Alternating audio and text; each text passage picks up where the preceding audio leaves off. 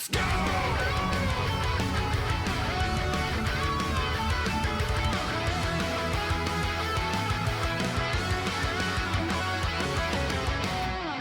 I think I want to throw a wrench into this. There's been an ongoing topic, an argument per se, that Street Fighter V Vanilla was better than Vanilla Street Fighter 6. People somehow coming to the point saying that, I mean, even outside of content, right?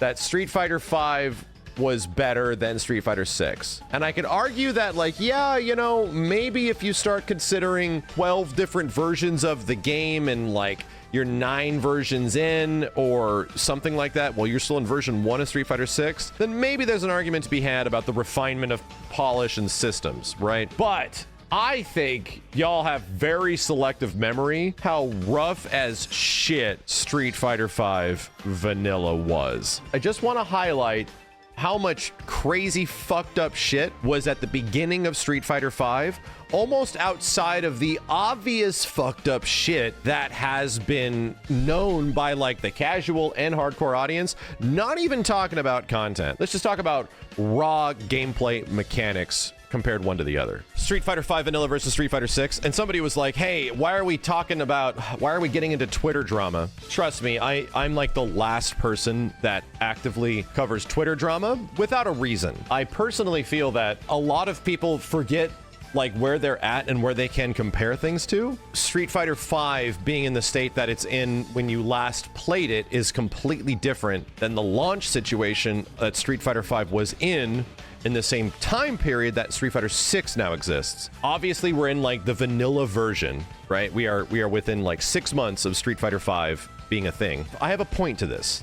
Again, I don't just make topics of conversation just to farm engagement / you know, haterade topics. Street Fighter V early on. Let's go find some actual examples of this. I mean, I was there, man. I was there for the beginning of it all the way until the end. Was I actively engaging the entire time? No, just because Street Fighter V for the majority of its life wasn't that interesting of a game. It just wasn't a game that really tickled my fancy too much. There wasn't enough shit that went down in a moment-to-moment situation in Street Fighter V. What are the issues currently in Street Fighter 6 that everyone can complain about? Current Street Fighter 6 issues, obviously.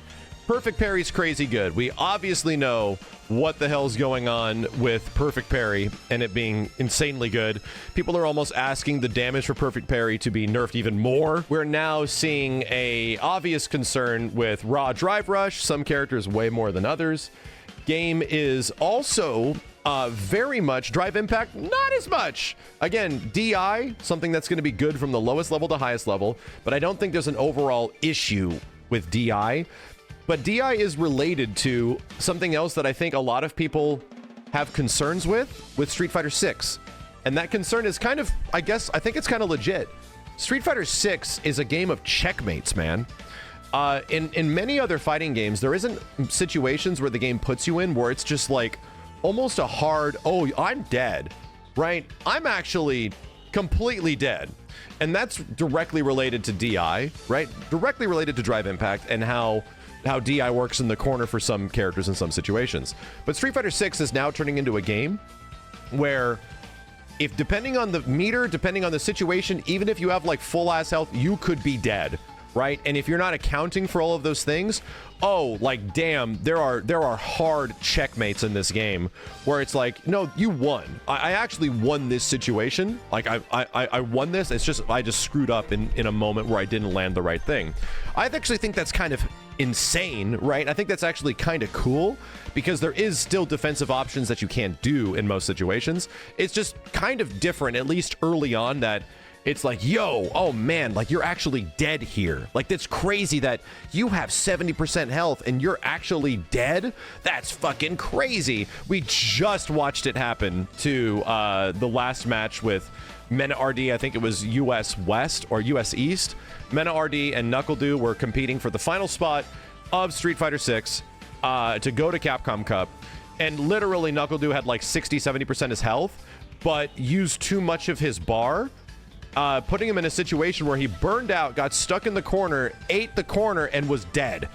And I'm like, yeah, that's this game. And it's, believe it or not, something that I actually kind of like about it there's moments where you identify those moments and you're like, oh shit, I'm in a spot where I could win. Like, my resources are in a situation where if I make one good call right here, and much less the right call after that, I could actually win this shit. And believe it or not, when I was like actively playing ranked all the time in Street Fighter 6, yeah, like I felt that over and over and over again. It was like, oh shit. To me, it's kind of exciting to see that stuff happen. You can definitely understand why people in a situation of competitive Street Fighter do not like that, right? They do not like the crazy twist that, you know, one bad call could happen. But arguably, this happens in almost every single fighting game. That's where a lot of the big concerns are. Outside of a lack of, you know, outside of a lack of content that the game has had, there's only been few characters, few costumes, all that kind of stuff.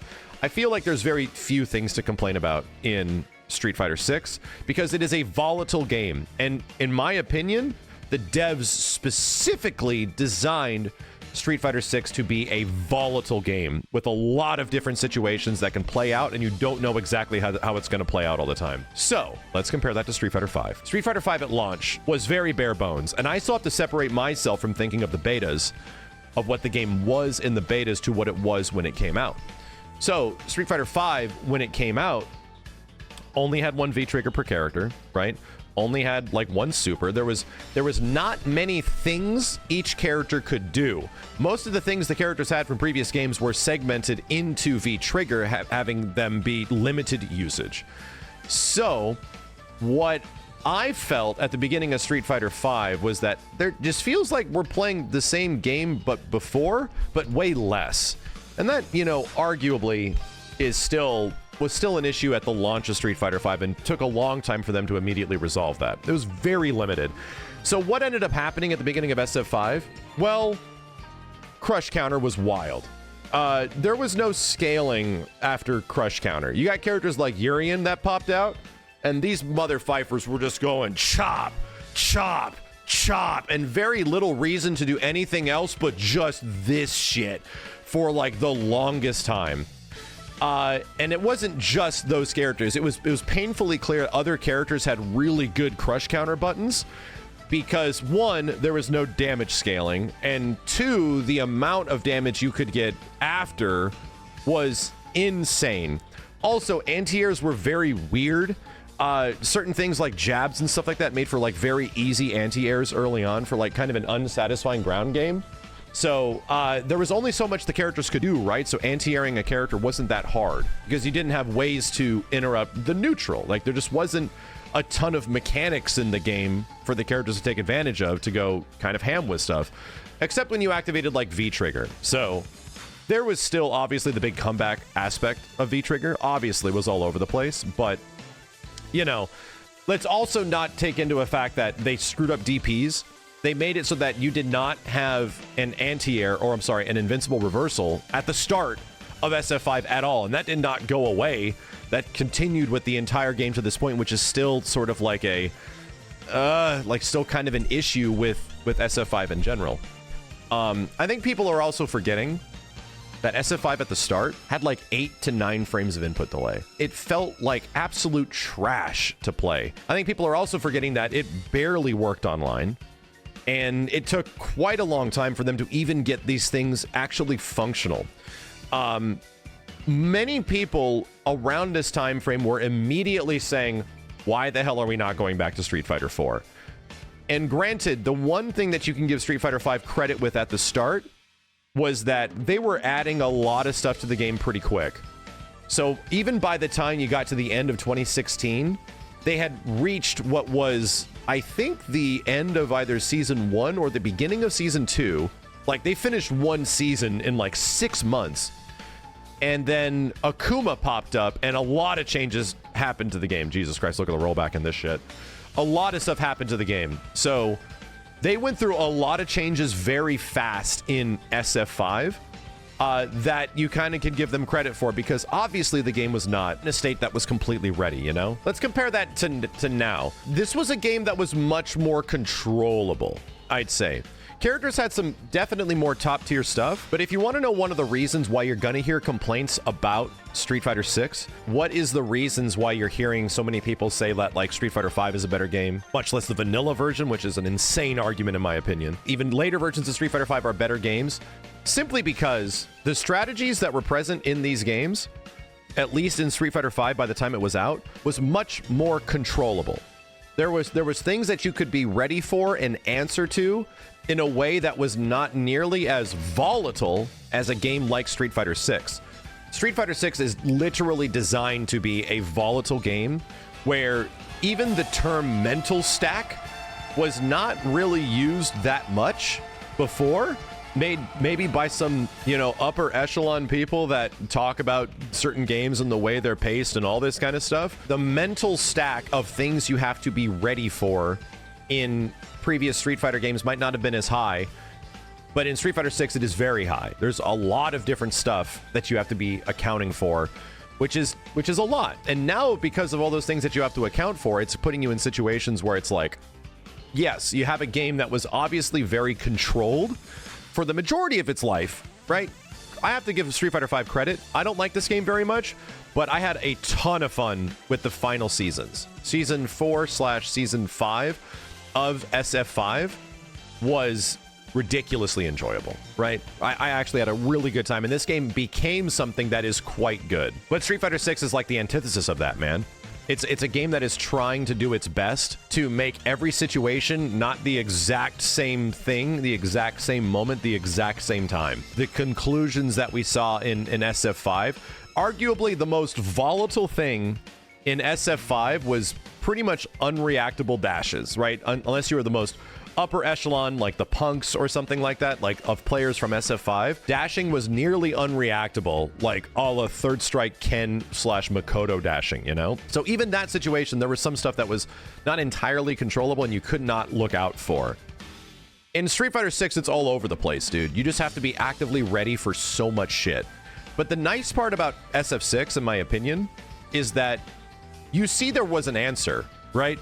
If you fucked up, there's so much friggin' mechanical depth in SF6 that it was very clear upon reviewing that match what you did wrong and what you could have utilized more. Whether or not it was like, oh, I burned out and I used too much meter in this situation, or oh shit, stuck myself in the corner and I got mixed up and then I ate the friggin' corner mix-up from Drive Impact, or I was just going too ham and they wanted to DI me. It's like, there are so many answers for things in that game that that's what I personally love about it. Ultimately, I think SF6 is a game that is still in its vanilla state, clearly. It's still a game that is being compared to Street Fighter 5. Of course it is, but you're comparing Street Fighter 6 to Street Fighter 5 like the final versions, right? And that is hilariously unfair. Also, I can understand why some Street Fighter 5 players, people that like got into Street Fighter from Street Fighter 5, don't like Street Fighter 6. You know why? Street Fighter 6, in its entire design, fixes so many problems that Street Fighter 5 had throughout its entire lifespan that they're just like, oh yeah, we'll do something about that. Weirdly enough, it reintroduces some problems like throw loops and shit like that, which were fixed in Street Fighter 5. But SF6 is like, okay, we made these problems in Street Fighter 5. Let's not do that again. Let's do something different. And there's like direct answers to it. Capcom has a history of this with their fighting games, where even MVCI was mostly, in its core mechanics, outside of it being a lesser game than Marvel 3, were answers to issues that Marvel 3 presented, where it's like, oh shit, like they thought of this. Now there's an answer to that. Now there's an answer to that. Now there's an answer to that. All this kind of shit, right? What was the point of this conversation outside of like bickering that some Twitter users are absolutely insane, which is, shocking to say the least. My argument to this is that I think a lot of people got into certain fighting games at certain times, so they don't have perspective. I think people might not realize how good you have it right now. I think some folks might have gotten into fighting games around certain time periods where Capcom was essentially at their worst for fighting games almost. And being in that era, making content around it, playing them actively, not like competitively or anything, but like having a retrospective of like when it was really good and now this shit sucks, man. to have a game in this state that seemingly nobody likes and everybody's pissed off. So I can very clearly identify, we have it so good right now. Like, Street Fighter 6 is in a situation where clearly not everything is the best it could possibly be. It's a version 1 of a game, but it's arguable that Street Fighter 6 is one of the best vanilla fighting games ever made. And I think taking that for granted and not thinking like with a little bit of foresight of how it's going to get better and change, and a lot of this stuff is going to be, they're going to add new shit to it. That's going to make it crazy again. And they're also going to tone down the current crazy stuff. Trust me, they'll throw some wild ass thing into Street Fighter 6 that's even crazier than what is currently in the game. Trust me, that's going to happen. It's that identify that in this moment, Street Fighter is better than it's been since like Street Fighter 4. And it's arguably doing as good as it has been since Street Fighter 4 as well. So I think having that perspective is important. I think it's important to be in a moment where you realize that, like, oh shit, this was so bad before that people are wanting us to go back to it being bad at some point. Like going bad to 2015, 2016. I think just for perspective reasons, I'm incredibly grateful for the state that most fighting games are in right now. A lot of people don't like realize how good they have it. I'm not even a guy that has grinded Street Fighter 6 a ton. I haven't played Ken since like August or some shit. I've played like some Marissa here and there. Kind of been waiting for costumes and stuff, but there's been a lot of other fighting games that have come out, including MK1, that are also really good. In my opinion, MK1 is good. Tekken game that's getting crazy, to have a Street Fighter game that is actually like, you know, kind of slapping and has become, you know, one of the best reviewed fighting games of all time. We're eating so good right now that I think it's much more important to take that into perspective instead of listening to some random folks that are unable to control every single situation in Street Fighter 6 the same way that they could possibly in Street Fighter 5, because they don't have, you know, 5-6 years of Street Fighter 5 knowledge behind them. Either way, Street Fighter 6 can go in the absolute shitter in the next 6 months. It 100% could. And I think taking a year to update the game maybe is a bit too long, right? I think a full year of time to pass for the balance patch to eventually come out might not have been the best idea. However, I do feel that something between like a 6 to 12 month time frame might have been a little bit better, just because, you know, the response to how the game is pretty clear of like what's good and how the game has essentially been figured out as of right now. 6 months feels pretty decent, you know? Ultimately, I have a weird prediction that the reason that they waited so long to update the game is because they're probably gonna, I really hope they take an approach where it's like, so what makes the best characters really good, right? What makes the best characters like ridiculously good in Street Fighter 6? Why are they the best? What is the most powerful? And evaluating, hopefully, the lesser characters that don't have that shit as much. I hope it's an evaluation of, well, why doesn't this character have that? Why does Lily suffer in this situation? I think there'd be a nice balancing of taking the game up a little bit to equalize everyone in some sort of situation. That not everyone needs to be JP, but I think it'd be nice if most characters could get closer to kind of what Ken can do. I think that'd be actually really sick.